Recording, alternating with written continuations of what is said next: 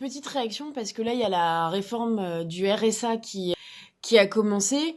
Leur objectif, c'était d'imposer, entre autres, 15 heures d'activité aux gens qui ont le RSA et de les obliger à tous s'inscrire à Pôle emploi, qui s'appelle maintenant France Travail. Et d'ailleurs, pour les chômeurs, le gouvernement, il a décidé de tripler leur contrôle, quoi. Donc c'est un truc qui était déjà mis en place dans certains départements, et donc là ils l'ont généralisé à toute la France. Alors à savoir que pour les personnes au RSA qui pourraient pas exercer ces 15 heures d'activité ou qui auraient pas pu venir à un rendez-vous de Pôle emploi avec des justifications qui leur semblent satisfaisantes, et ben du coup le gouvernement a tout simplement décidé de leur couper leur allocation, quoi.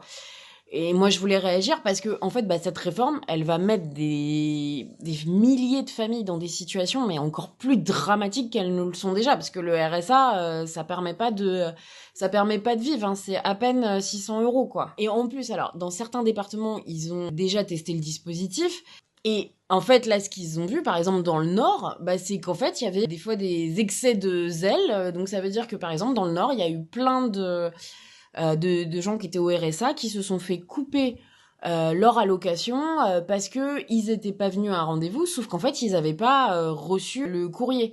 Et ça, en fait, c'est un truc, mais dans les administrations, c'est ultra fréquent, en fait, à la Sécu, la CAF, des gens qui reçoivent plus leur aide parce que en fait oui, vous avez pas répondu à tel truc, machin, sauf qu'en fait ils ont jamais reçu le courrier. Moi je vois des histoires comme ça, j'en vois quasiment toutes les semaines, quoi, en fait, quoi.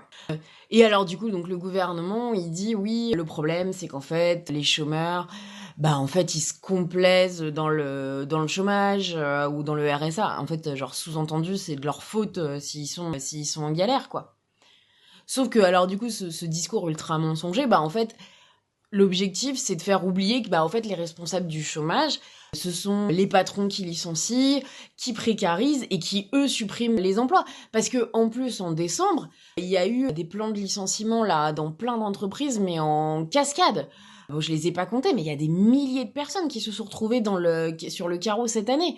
Et même nous, dans les hôpitaux, il y a eu des dizaines, voire peut-être même plus, des centaines de collègues qui se sont retrouvés avec une fin de CDD, une fin de leur contrat, quoi. Et alors, en plus de ça, l'objectif du gouvernement, c'est aussi de nous attaquer sur nos salaires pour pouvoir les réduire. Parce qu'en fait, ce qu'ils vont faire aussi, c'est qu'ils vont nous mettre en concurrence avec des gens qui sont au RSA, et ils le font déjà d'ailleurs. Par exemple, dans les administrations, alors il y en a pas mal dans les hôpitaux et dans les associations qui arrivent pas à boucler leur budget à la fin du mois. Un truc là qui se développe, c'est d'embaucher des services civiques à la place de salariés, quoi. Et moi, je pense que face à toutes ces attaques, il va falloir vraiment qu'on impose nos conditions de vie, des conditions de vie qui sont correctes, des emplois corrects, avec des conditions de travail et des salaires qui sont décents, parce que c'est un vrai scandale quand même, toutes ces histoires, quoi.